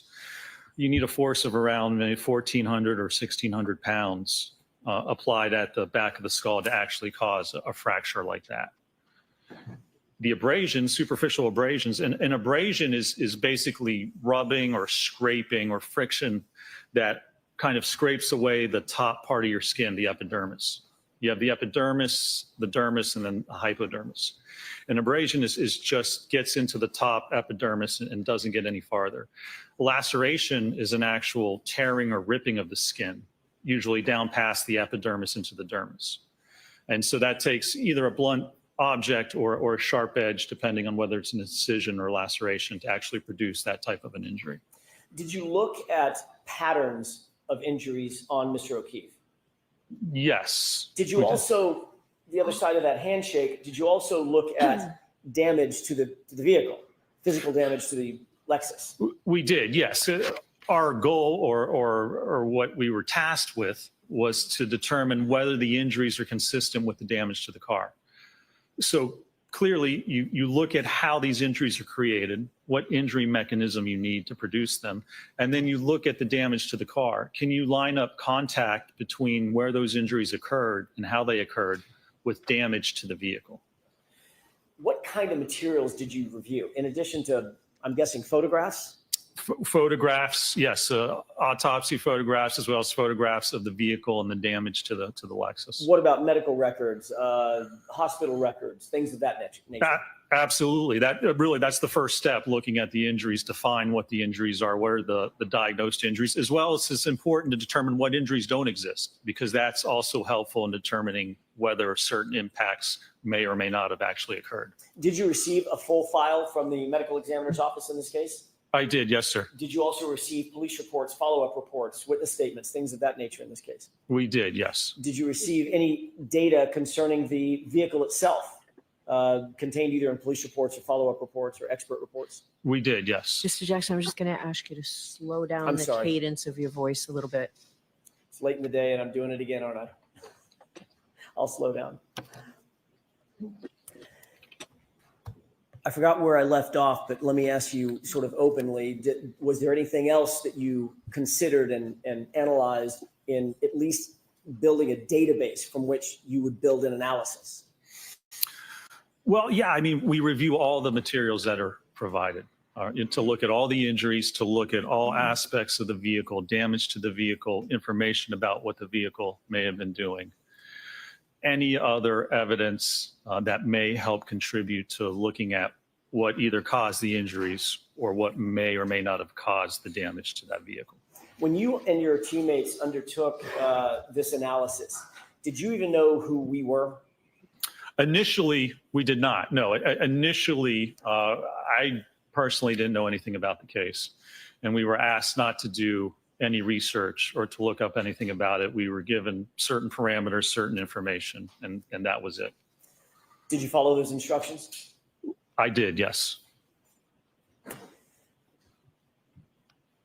The undertaking, the analysis that you did, was it in keeping with the accepted methodology or methodologies in your field of engineering? It was, yes. Did you ultimately reach some opinions and conclusions based on that initial investigation or analysis? I did, and we did it at ARCCA, yes. Myself, Dr. Wolf, and Mr. Klein did. Did you reach any opinions or conclusions with regard to the force required to produce the occipital skull fracture that you noted with Mr. O'Keefe, his head being struck by the rear tail lamp of the subject Lexus? I did, yes. Tell me what those opinions and conclusions were. Well, again, we determined by looking at research and tolerance values that it would take about 1,400 to 1,600 pounds of force to cause an occipital skull fracture. Now, we were tasked with looking at, again, could that result from impact with the car? So one of the things we did is we took a head form, a head from a dummy basically that's instrumented with accelerometers, and we dropped it onto a taillight cover to attain a speed of 15 miles an hour. And so that would be comparable to the vehicle striking the head at 15 miles an hour. And I concluded a few things from that. A, that the force wasn't sufficient, or the acceleration wasn't sufficient to produce enough force to cause a skull fracture at 15 miles an hour. And also, when you look at the position and configuration of the occupant, it really wasn't possible to get a skull fracture by hitting the taillight and not sustain any other significant fractures. For instance, where the taillight's positioned to have an impact to the back of the head, you really couldn't have someone positioned in such a manner to strike just the head and not have subsequent concomitant injury to the neck or any other part of the body. So my findings with respect to the skull or the occipital skull fractures was that it likely did not occur as a result of contact, specifically with the taillight cover on the rear passenger side of the Lexus. So as to the question of whether Mr. O'Keefe suffered the occipital skull fracture as a result of being hit by the tail lamp at 15 miles an hour, were you able to scientifically rule that out? I was, yes, sir. Was that to a reasonable degree of scientific certainty? It was, yes. Did you reach any opinions or conclusions regarding the abrasions on the right arm that you noted earlier on Mr. O'Keefe's body? Yes, I believe my conclusions with respect to the abrasions are that it was inconsistent with contact to the tail light, and that not only that those injuries are inconsistent, but you would expect additional injuries, likely fractures to the hand and or the forearm, depending on the actual speed of the vehicle. Other than the expectation that you would see fractures or other damage to the arm, what was the basis for your opinion that the linear abrasions would not result from impact with a non-damaged taillight traveling in reverse? What you have to look at the kinematics associated with that, and that in order to get just superficial abrasions, that doesn't take a significant amount of force, but essentially that to have an arm contact the rear of the car, and we weren't really given any theory of how the arm contacted the car. So initially, we weren't privy to any theories or allegations of how this may occur. So just generally speaking, looking at the arm, how it would contact the car, and subsequent movement and interaction with the light cover, my opinion was that the injuries would be inconsistent, or the injuries that Mr. O'Keefe sustained on his right arm and didn't sustain would be inconsistent with actual interaction with the taillight. Doctor, were your opinions and conclusions, along with those of your colleagues, reduced to a report? They were, yes, sir. Was that report, to your knowledge, ultimately turned over to both the defense and the Commonwealth in this case? To my knowledge, it was, yes, sir. I'm going to change gears for a second and bring us forward to the spring of 2024, after February of 2024, moving into the start of 2025. Did the defense at some point reach out to ARCCA and contact you and Dr. Wolf? They did, yes. That was back in 2024 after the spring, correct? That's correct, yes. At some point, did the defense engage you specifically to testify? Yes. This year? This year? This year, meaning Yes. this trial? For this trial, yes. Okay. Yes, correct.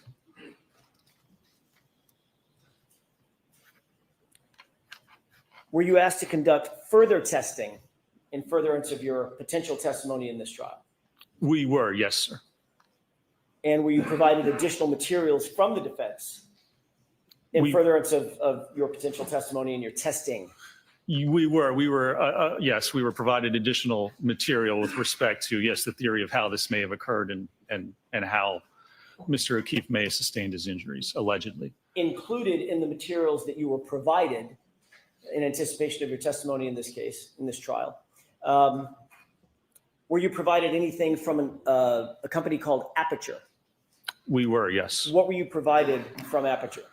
We were provided a written report from Aperture, a PowerPoint presentation, about 140 some pages from Aperture, and then a file material, I believe what was reviewed and the results of some testing that Aperture had conducted with respect to this case.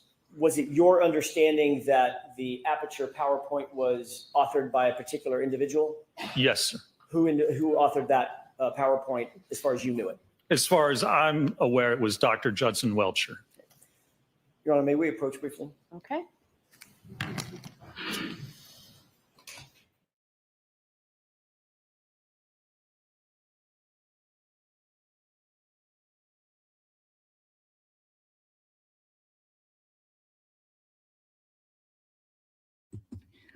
Oh, another sidebar. I know for sure we probably hit 13 today. Yes, Liam, when you were on jury duty?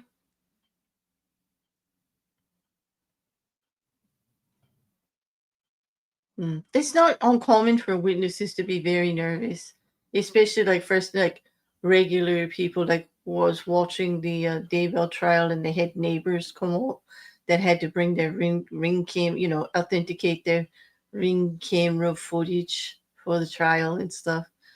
And they're very nervous. Their eyes are darting back and forth. They look like they're on trial, They don't know what to expect. No matter how you prep them, it can be quite the experience for some. And so, of course, they're not looking at the jury or talking. They're just looking in front of them at whoever's talking to them.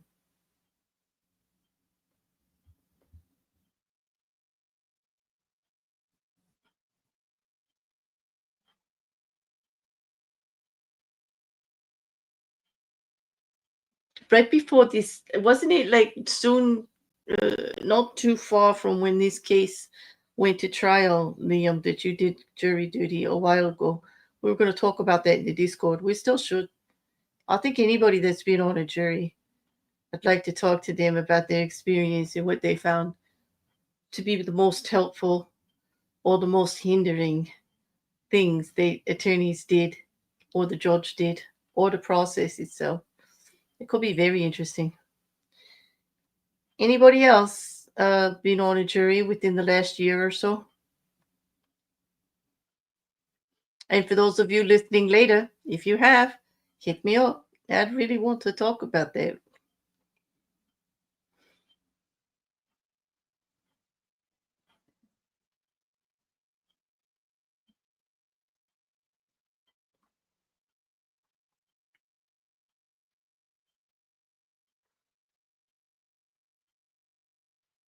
It's been quite a while for me. Of course, years and years and years, Liam.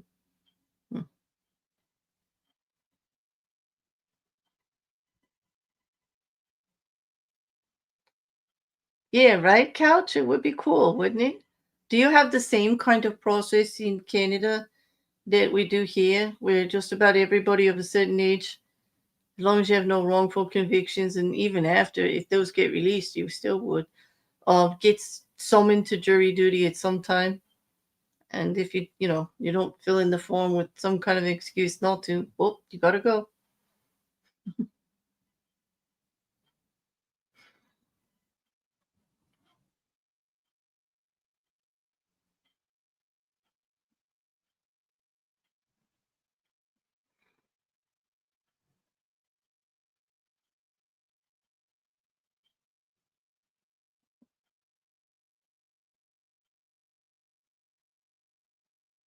Oh, yes. Like, so you go, yeah, I understand, right? You get called in, but you don't necessarily ever sit a trial. You just have to show up, go through your questionnaires, and just be ready. Like if they call you in and then they don't. I get that, Colin. And Karen, it's been a few years, but did you ever actually sit on a jury? Maybe there's not enough crime where you live. You're in Canada, right? Like, yeah, you have to get the time out. You can't be fired for serving jury duty, but I don't believe that they have to pay you. I don't know. I have to look that up.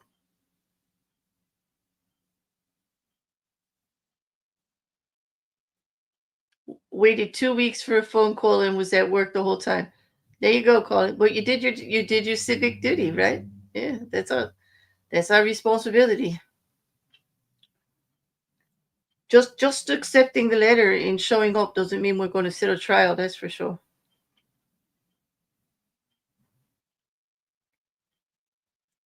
Nope, just court, huh? Okay, Karen. See, like, yeah, but it's interesting.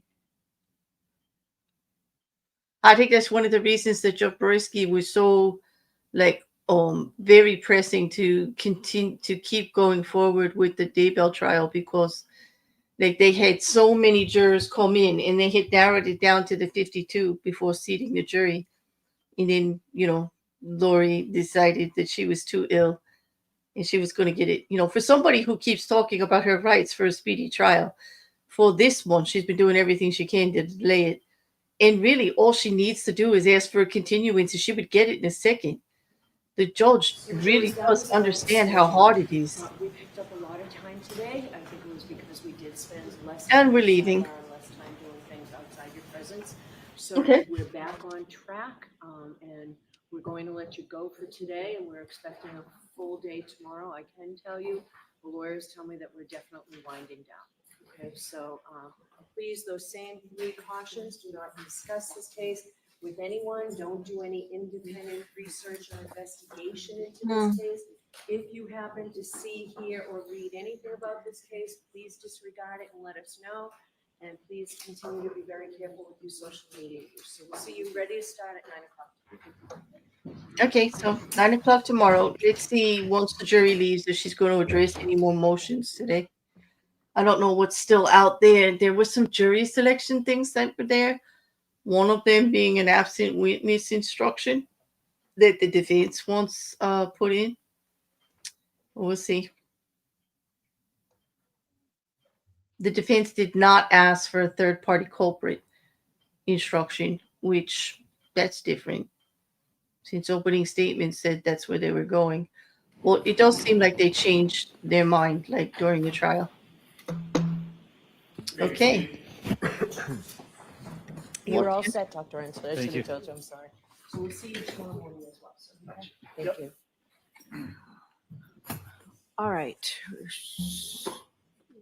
So first of all, anybody object if I give Ms. MacLaughlin back the paperwork on the State of Rhode Island versus Michael Patino transcript or whatever she was giving me? Any objection to that? All right. Thank you. All right, so Mr. Jackson, for purposes of your edits, so the text will be removed from 5, 6, 8, 9, 23. The word measurements, I think, is perhaps the only word there.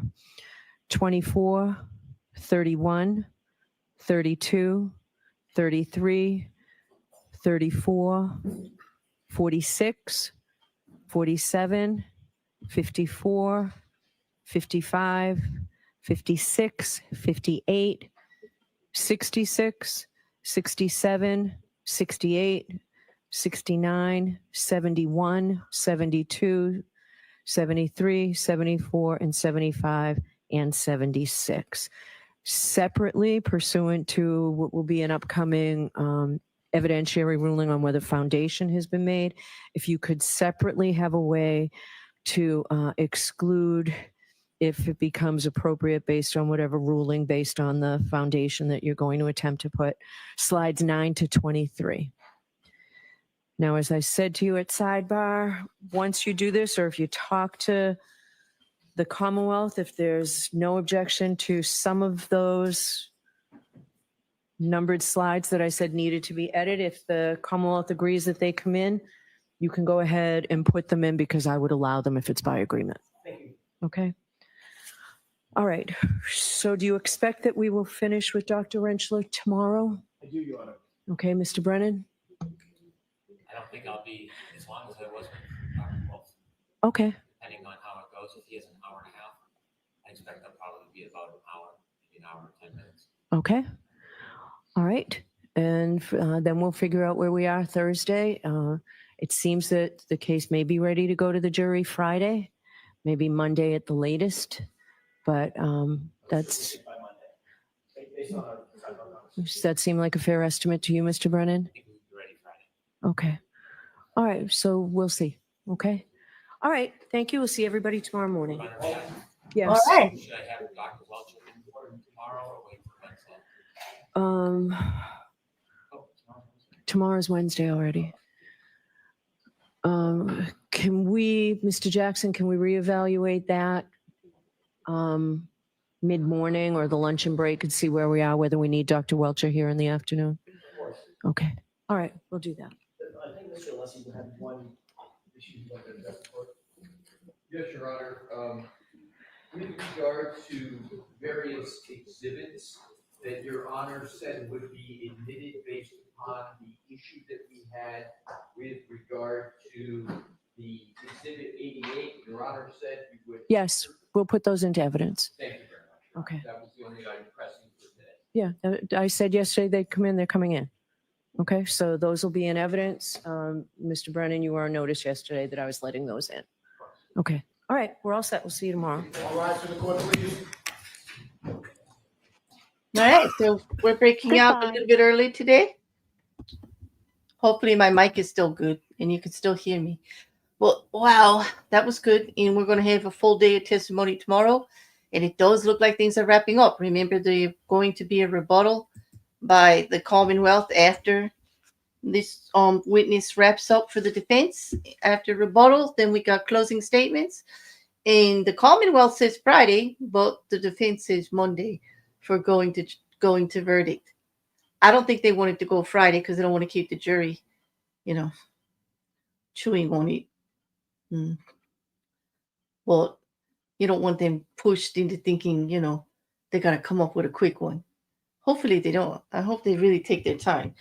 Everything that's been presented so far would think to me that they do need to consider everything very closely. And because they've got, for every expert presented for the Commonwealth, there is an opposite one for the defense.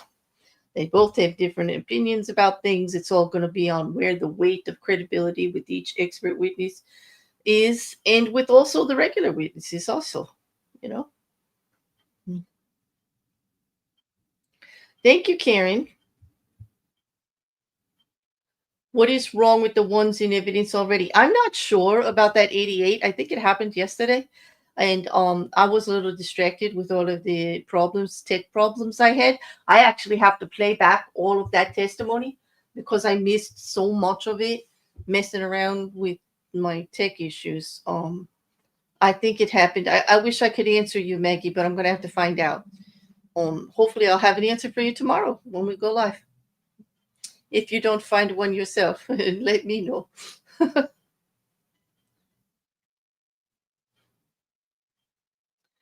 Okay, so on that, I'm going to see everybody. So far, the computer is doing okay, and so is the mic. So I do plan on doing true crime and legal updates later tonight at 7. There's going to be a multi-case update, a little bit of everything. There's a few things. Basically, the Madeleine McCain disappearance. There was a hearing in the Kansas mom's case, and there, of course, there's a little bit about Lori Vallow. Not much, just a little. And then there's the Tate brothers. There's always the Tate brothers. Crikey, there's always the Tate brothers. So, hopefully, barring any other problems, see you in a while. Have a good afternoon or a good evening wherever you are today. Thanks for joining me, everybody. Don't forget to like, share, and comment. And you guys are the best part about this. Differing opinions or not, that's what this is about. Being open to look at everything, being able to talk about it, don't take it personally. Just, everybody has an opinion about stuff. We talk about the evidence and we just keep it that way. Okay, so everybody, have a great night, and I'll see you all tomorrow.